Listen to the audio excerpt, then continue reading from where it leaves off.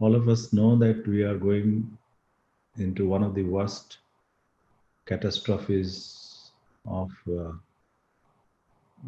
several centuries. Some say it is, once in 1,000 years. Some say once in 500 years. But that count doesn't matter. What matters is, as far as our memory goes, we have not encountered with such pandemic, nor our parents have ever encountered such pandemic. So that is, I think, the recent memory, rather than dwelling into the history and trying to find out what happened in 1918, because 1918, whatever happened, is in the books. But what happened in 2020 is our feeling and our realization. Now, again, some say that, Jupiter and Saturn, after 800 years, have come to the closest point of the Earth. Probably that leads to serious changes into everything.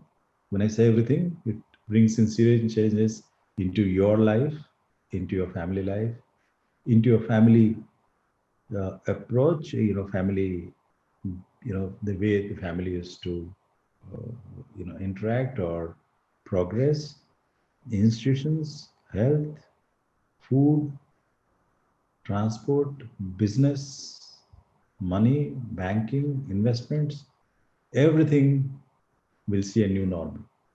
That happens astrologically when Jupiter and Saturn, the nerve of power and the nerve of research and knowledge, come together. During this time also, it's said that a lot of research work will evolve, a lot of patents will be made, a lot of new businesses will start, new approach to business will start, new way to schooling will start, new way of learning will start. So there will be many new things coming, and which will run for a few more years. And that's what is happening. So that, and whenever such turmoil has happened, whenever such pandemic has happened, from prehistoric time to historic time to modern times, the mankind has gone through a lot of pain. And that's what we are going through. The mankind, as a mankind who we living in this century, we also have to bear to this pain. However, the silver lining is all those who will sustain these bad times, who will sustain the worst times, who will reform and transform during these bad times, who will aggressively work rather than brooding in these bad times, who will use this as an opportunity rather as a disgust, are those people who are going to succeed, because, as I said, many things new will happen and we have to reorient ourselves. If you look at yourself and see how you have changed your life, you'll see that all of you have become more computer savvy.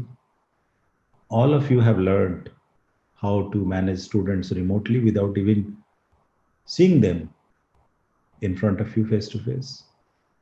All of you have learned the art of teaching. All of you have learned the art of more of experiential learning, because you are not only teaching the child, you are also teaching their parents. So you're also conscious that there is a huge change in the teaching pattern. And that in turn has drastically improved your techniques and your confidence in teaching. Why I say confidence teaching? Because you feel that you are speaking to a computer and you speak freely. But the whole world is seeing you, which you are not aware. And when subconsciously come to know that many are observing, you become more professional in teaching. So these are many good things which this pandemic has given. This pandemic has brought definitely suffering, definitely pain, definitely turmoil, stress. But whenever there has been Samudra Manthan, nectar has come out. It is your choice whether to drink the poison or the Amrit. Those who drink the Amrit become Devtas, and those who drink the poison become Rakshasas.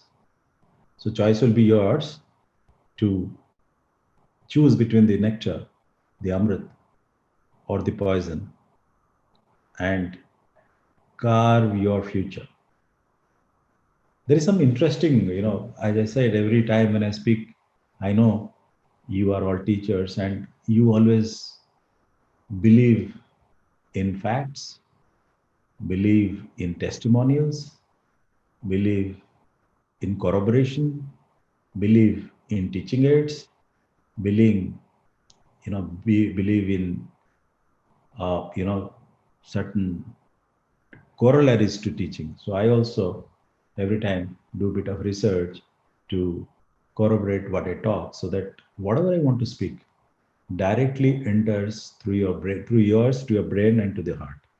So the first thing that I'm going to show you is something which I said is from our great epic, which I'm sure you'll connect to whatever I want to tell and what I have just spoken about. So let me see whether I am able to show it.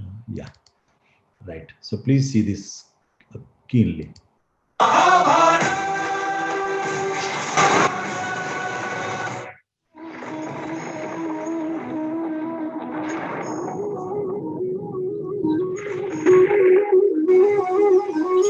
सपनों और पूर्वाभासों के आधार पर हम भविष्य के सुख दुख की कल्पना करते हैं।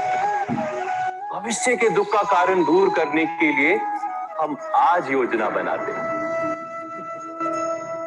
किंतु कल के संकट को आज निर्मूल करने से हमें लाभ मिलता है या हानि पहुंचती है, ये प्रश्न हम कभी नहीं करते। सत्य तो ये है कि संकट और उसका निवारण सात जन से, व्यक्ति के लिए भी और सृष्टि के लिए भी। नहीं, आप अपने भूतकाल का स्मरण कीजिए, इतिहास को देखिए, आप तुरंत ही ये जान पाएंगे कि जब जब संकट आता है तब तब उसका निवारण करने वाली शक्ति भी जन्म लेती है। यही तो जगत का चलन है। वस्तुतः संकट ही शक्ति के जन्म का कारण है। प्रत्येक व्यक्ति जब संकट से निकलता है तो एक पद आगे बढ़ा होता है, अधिक चमकता है, आत्मविश्वास से अधिक भरा होता है, न केवल अपने लिए अपितु विश्व के लिए भी। क्या ये सत्य नहीं? वास्तव में संकट का जन्म है एक अवसर का जन्म, अपने आप को बदलने का, अपने विचारों को ऊंचाई पर करने का अवसर, अपनी आत्मा को बलवान और ज्ञान मंडित बनाने का। जो ये कर पाता है उसे कोई संकट नहीं होता, किंतु जो ये नहीं कर पाता वो तो स्वयं एक संकट है विश्व के लिए। विचार। So whatever I tried to speak to you in the last 5 minutes, how very cool manner Lord Krishna explained to you in 1 minute. That you are the problem and you are the solution. And if you do not change yourself, because every crisis gives rise to an opportunity. And if it is on you, whether you convert this crisis to an opportunity or brood on the crisis and suffer, or come out more intelligent, more capable, more efficient in this crisis period. Choice will always be yours. I tell choice will always be yours. Lord Krishna said, Swayam vichar kijiye. You see all the, last sentence of Lord Krishna in Mahabharata series is Swayam vichar kijiye, which I always tell, choice is yours.